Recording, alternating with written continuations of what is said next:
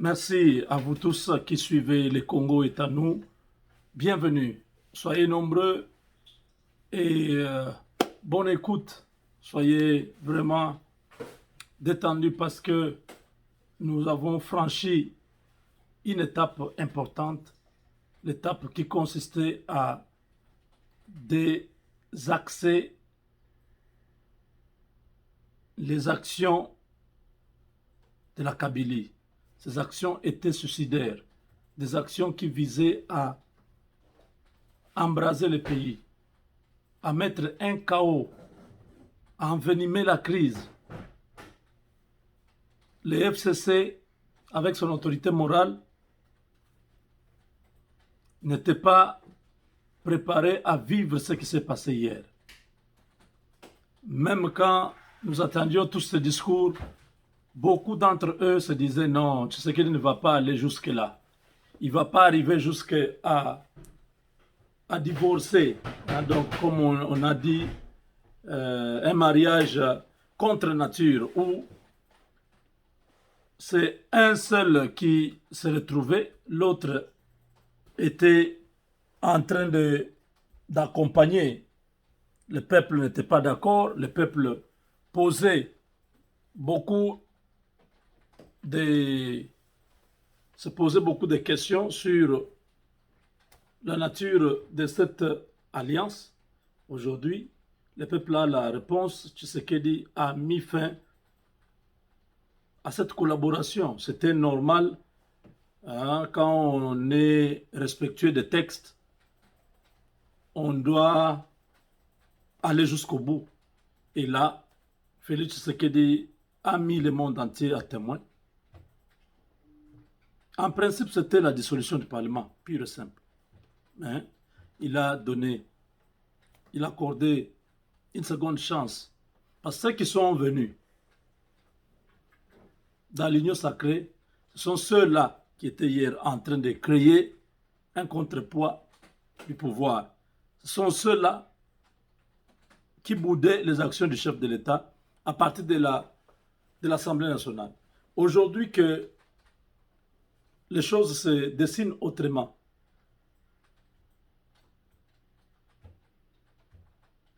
la configuration que Félix Tshisekedi a donné aujourd'hui à la politique congolaise, tout ce qui était hier des adversaires, aujourd'hui sont des collaborateurs. Et Félix Tshisekedi est resté le seul maître à bord, sans bruit, sans triomphalisme, mais avec sérénité. Il a mené cette bataille seul. Les Congolais ne comprenaient pas, y compris moi. Je ne comprenais pas comment il a mené sa lutte. Il menait sa lutte. On se dit non, trop c'est trop. On ne peut pas être trop bon comme ça, comme un pasteur. Comment il laisse Kabila ici malmener toute une république comme ça? Un groupe de gens qui sont mal intentionnés, qui ne pensent qu'à eux-mêmes, qui ne pensent qu'à leurs intérêts. Les gens n'ont pas l'eau, ce n'est pas leur problème. Les gens n'ont pas le courant, ce n'est pas leur problème. Ils bloquent toutes les régies financières, bloquent complètement le gouvernement. Ils accordent des exonérations à des entreprises qui n'avaient même pas besoin d'exonération. Tout ça pour faire opération retour. C'est-à-dire, tu amènes ta marchandise, tu fais passer ça sans payer, mais on évalue, tu devrais normalement payer 50 000, mais tu ne payes pas. Parce que moi, je t'accorde l'exonération. Quand ta marchandise entre au pays, tu me donnes, par exemple, 40%. Et toi, tu gardes 60%. C'était ça. Sur 50 000 à payer à l'État, il verse à la personne 20 000 dollars et il a bénéficié de 30 000. C'est ça ce qui s'est passé. Les miniers n'en parlons pas. il y avait beaucoup de rétrocessions, beaucoup d'opérations où les gens s'enrichissaient, vraiment un enrichissement sans cause, comme on le dit.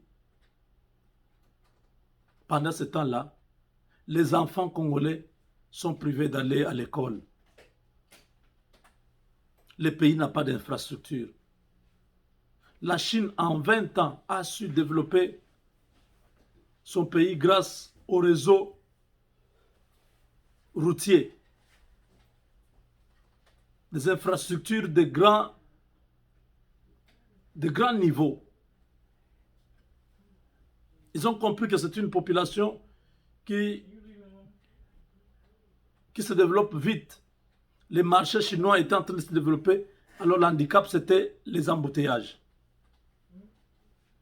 Il fallait relier les villes, il fallait faire les souterrains, il fallait construire les voies ferroviaires, donc les trains. Il fallait développer les réseaux aériens. Il fallait les réseaux fluviaux. Bref, ils ont utilisé les moyens de communication, les voies de communication pour développer leur pays. Nous n'avons pas ça. En 60 ans, nous manquons même un train décent qui peut relier une grande ville à une autre grande ville. Il n'y en a pas. Nos trains, c'est comme si c'est au Moyen-Âge. Les trains là qui fonctionnaient avec du bois. On met le bois et puis on allume le feu. Ce train-là, c'est pas correct. Pendant qu'il y a le Nigeria a déjà un réseau très avancé, le Kenya, l'Éthiopie, j'ai vu des projets, même le Sénégal. Nous sommes toujours dans les palabres qui ne se terminent pas. Dieu soit loué parce que Félix est arrivé. Nous allons l'aider. Nous, Congolais, de toute tendance, nous allons aider notre président. Il a la charge de la nation, mais nous, en tant que peuple, nous devons contribuer dans l'émergence, le développement de cette nation. Les partenariats stratégiques, c'est le point clé de cette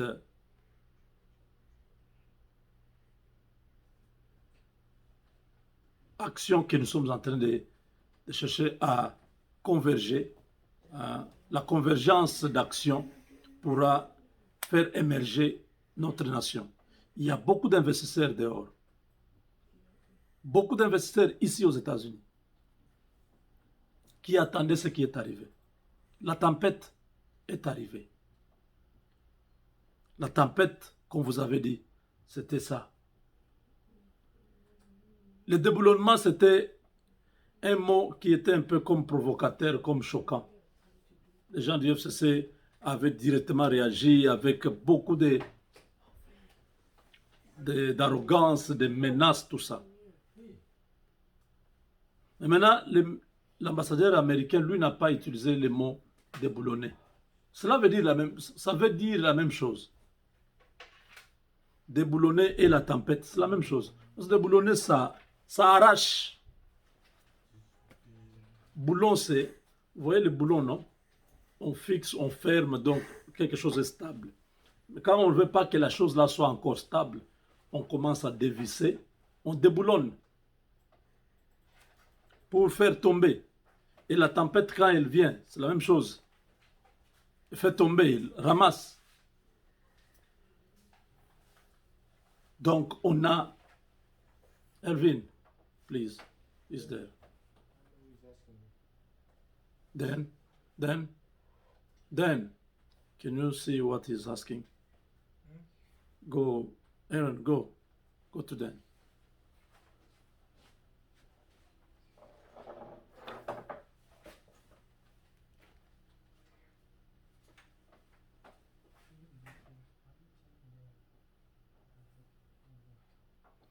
Alors, donc, c'est très important que chacun de nous sache que nous avons gagné une grande... Nous avons gagné une grande bataille, mais le combat n'est pas terminé. Il faut continuer à être vigilant. Pourquoi? Parce que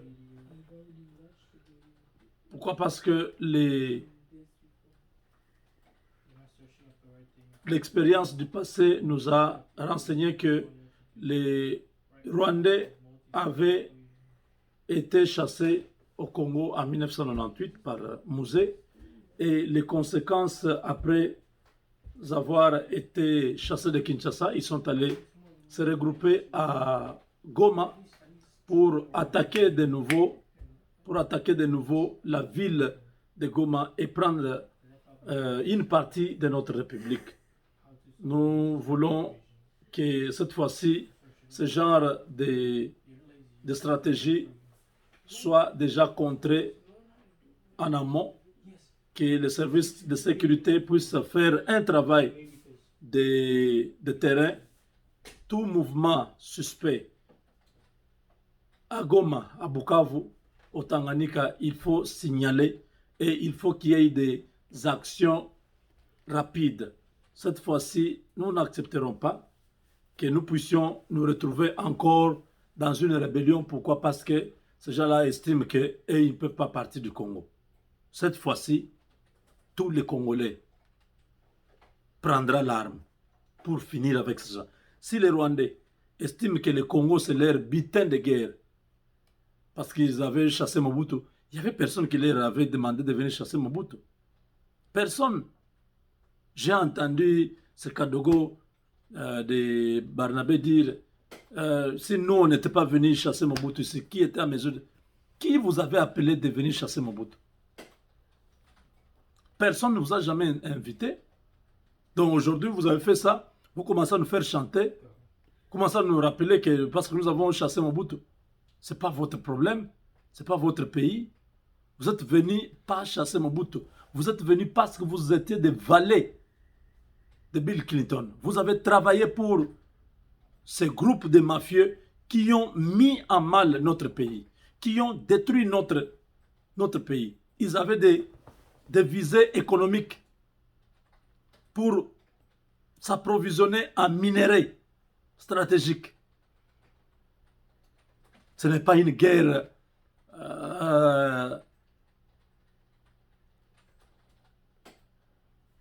des patriotes qui sont déterminés à libérer leur pays. Non, ça c'était une guerre injuste qui nous a été imposée par les groupes de Bill Clinton, les Tony Blair et les autres qui voulaient contrôler les Zaïre de l'époque. Ce n'est pas une guerre comme vous félicitez d'avoir été Kadogo, vous avez combattu. Vous n'avez jamais combattu. L'armée de Mobutu ne s'est jamais battue. Ils ont seulement laissé parce qu'il y avait déjà beaucoup de traîtres. J'ai toujours dit, montrez-moi où le Rwanda s'est battu. Le Rwanda, l'armée rwandaise. Dans quelle guerre? Ils sont arrivés, ils ont tué Abiyarimana, ils ont pris les pays.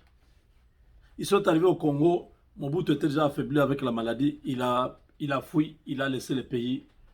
Où est-ce que l'armée rwandaise s'est battue? Où il y avait deux nations qui s'affrontaient pour qu'on dise, en tout cas, le Rwanda a une armée. Ils n'ont pas une armée. Les jours que les FARDC vont décider de traverser la frontière vers le Rwanda, le monde va crier. Quand le Rwanda attaque le Congo, déstabilise le Congo, personne ne parle. Les jours que nous allons placer 40 000 militaires à la frontière du Rwanda pour dire trop c'est trop, maintenant que chaque militaire puisse avoir son arme et ses munitions, nous allons au Rwanda. Quels que soient les chars de combat, quel que soit ce qu'ils vont avoir. Mais vous allez voir que l'armée rwandaise ne tiendra pas. Ils ne tiendront pas. Si nous enlevons tous ces traîtres qui sont dans notre armée, les patriotes, les Congolais du sang, dans l'armée, ils attaquent le Rwanda, 40 000 militaires à la frontière. Ce jour-là, vous allez entendre, toute la communauté internationale sera debout. pour dire, oh non, non, non, non, non, il faut pas ça, il faut qu'il y ait une résolution pacifique de ces conflits.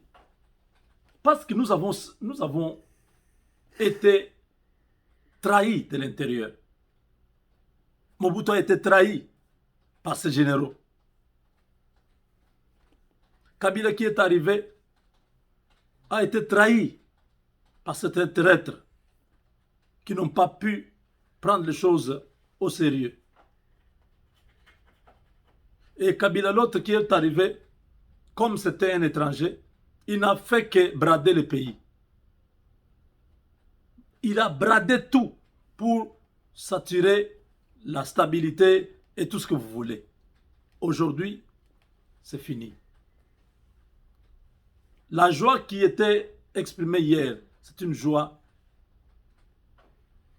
naturelle. Les Congolais ont subi des humiliations, même dans leur amour-propre. Les gens ne voulaient pas voir le visage de Kabila dans ce pays-là. Tant que Tshisekedi était encore avec lui, les gens, en tout cas les gens se disaient, ah, ça c'est un dilemme. Nous aimons Tshisekedi, mais la personne qui est avec lui, en tout cas ça ne peut pas marcher.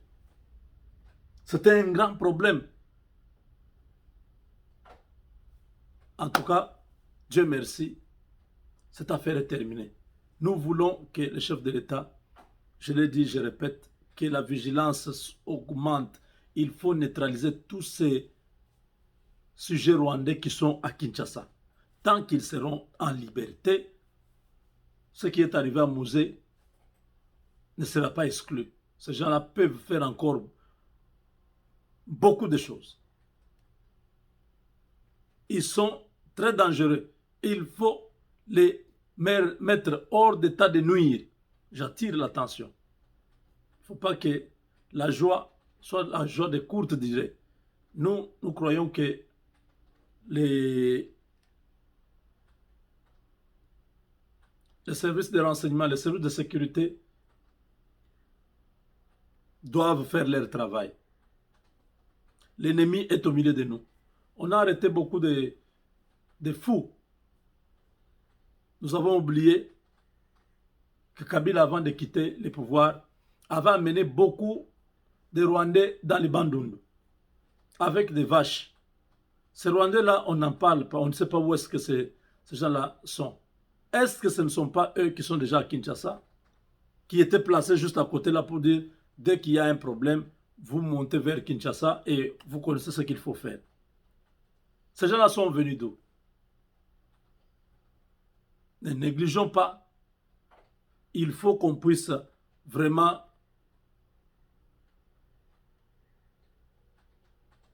interroger ces gens. Ils doivent dire avec qui ils travaillent. Il faut que François Beya fasse un travail de profondeur avec ses équipes. On doit savoir tout ce qui se passe dans le pays. Les complots, à quelle hauteur ce complot était. Et c'était à 10%, les 90%, c'est encore où?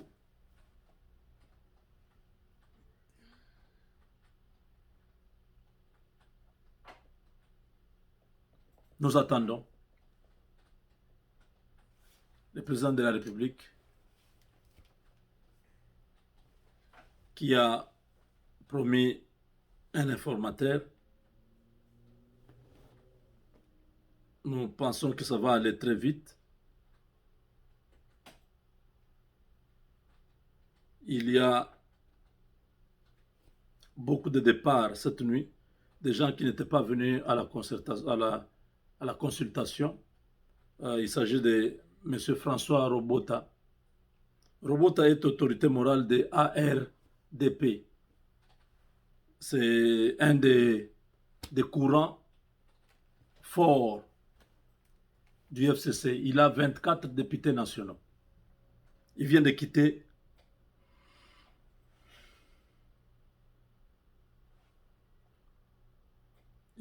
aujourd'hui le FCC. Lui n'était pas aux consultations. Ils étaient encore restés en train de réfléchir. Voilà, ils ont levé l'option avec le directoire des ARDP, comme vous pouvez voir sur la photo. M. Robota est là avec le président. Il est en cravate jaune. Avec son partenaire, ils sont venus, ils ont dit, Monsieur le Président, nous venons adhérer à votre initiative. Désormais, Kabila ne peut pas compter sur M. Robota. Robota est parti. Et le FCC est resté avec Jeannette Kabila, Ramazani Shadari, Némi Mouilania, Evariste Bochab, Lambert Mende, Obé Minaku, Matata Pogno. Voilà des gens qui sont, Steve Mbikai, des gens qui sont restés encore au PPRD, donc disons FCC. Mais beaucoup d'entre eux sont partis. Nous ne refusons pas leur courage. Hein, ils ont le courage, ils sont venus, mais il faut les tenir à l'œil. Ce sont des gens qui peuvent infiltrer pour faire très mal. Nous nous disons, bon, c'est pas ça notre problème qu'ils adhèrent. Il y aura une nouvelle façon de faire les choses parce que déjà, aujourd'hui, après la plénière qui a tourné au vinaigre hein, à l'Assemblée nationale, il y a eu Janine Mabunda qui est tombée et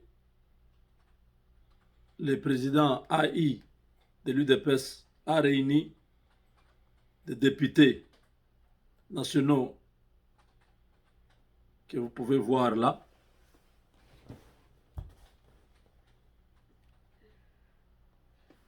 Il a réuni beaucoup de députés AFDC, FCC, la MOUCA, CASH, toutes ces tendances qui sont maintenant dans cette nouvelle coalition. Ils étaient réunis pour une séance de travail. Donc,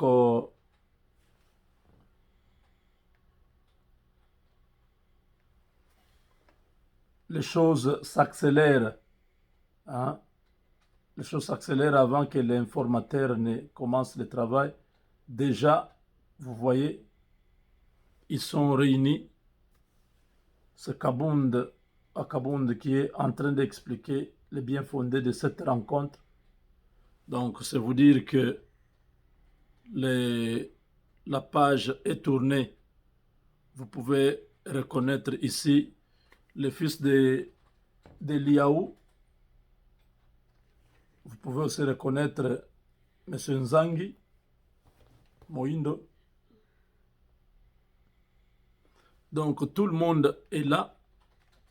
Regardez, c'est une séance très capitale. Vous voyez, ils sont là.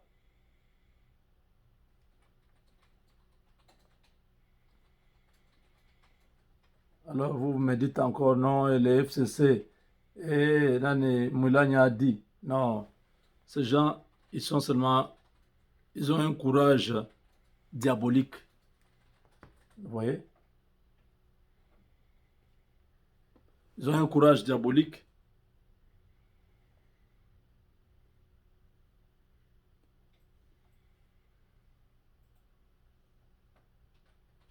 Parce que tous ces gens ont compris que refuser d'aller dans la nouvelle coalition, le président va dissoudre le Parlement et il n'y a pas de chance de revenir s'il y a élection. Vous voyez?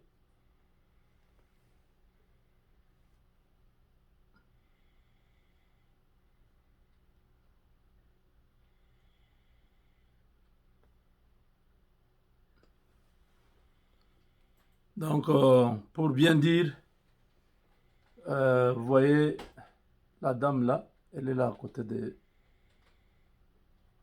Kabound. On ne sait pas. Peut-être Kabound est pressenti comme le prochain président de l'Assemblée nationale. Voilà. Monsieur Robota, avec son ARDP, sont désormais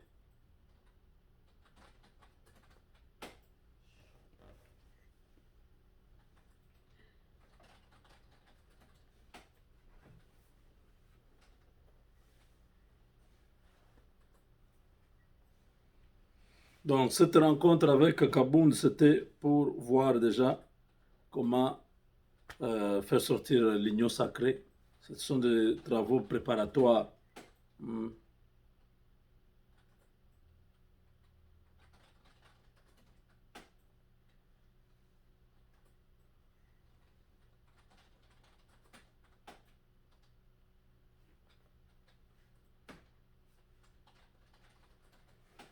Donc, les premiers ministres Ilunkamba a été reçu par le chef de l'État.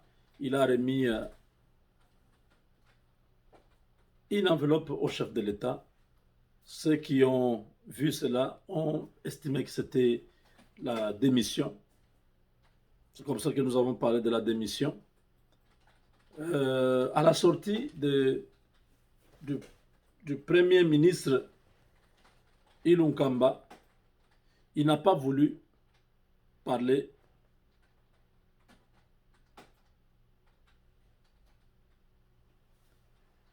Oh là là, on doit arrêter ça. Ça fait déjà 27 minutes. Avec Dieu, nous vaincrons.